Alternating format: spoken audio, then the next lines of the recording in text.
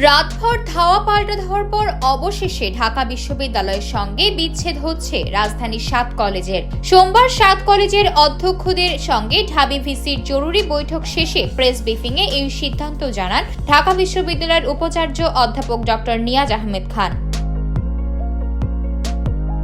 লিখিত বক্তব্যে উপাচার্য বলেন, ঢাবি 7 কলেজের অপ্রীতিকর ঘটনার জন্য দুঃখ প্রকাশ করছি। জরুরি সভায় সার্বিক বিষয় বিবেচনা করে ঢাকা বিশ্ববিদ্যালয় ও 7 কলেজের সম্মানজনক পৃথকীকরণের সিদ্ধান্ত নেওয়া হয়েছে। 2024-25 শিক্ষাবর্ষ থেকেই ঢাকা বিশ্ববিদ্যালয়ের অধীনে 7 কলেজের শিক্ষার্থীরা ভর্তি বন্ধ। অন্যান্য সিদ্ধান্তগুলো হলো 29 ডিসেম্বর 2024 তারিখে শিক্ষা মন্ত্রণালয় কর্তৃক গঠিত বিশেষজ্ঞ কমিটির মাধ্যমে 2024-25 শিক্ষাবর্ষ থেকে পরবর্তী শিক্ষাবর্ষের কার্যক্রম পরিচালনা করার জন্য সভায় জোর সুপারিশ করা হয়েছে।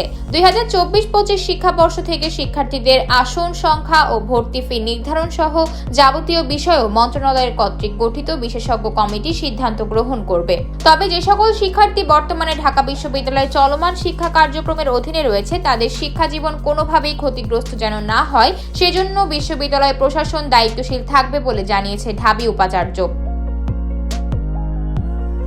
উল্লেখ্য, রাজধানী Dhaka college, Eden college, Begum Badrunnesa সরকারি মহিলা কলেজ, কবি নজরুল সরকারি কলেজ, সরকারি শহীদ সোহরাওয়ার্দী কলেজ, সরকারি তিতুমির কলেজ ও মিরপুর সরকারি বাংলা কলেজ ঢাকা বিশ্ববিদ্যালয়ের অধিভুক্ত হিসেবে ছিল।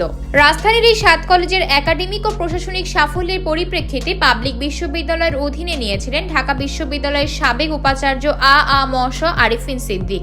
এরপর থেকেই ঢাকা বিশ্ববিদ্যালয়ের অধিভুক্ত থেকে বাদ দিতে বেশ কয়েকবার আন্দোলন হয়েছে।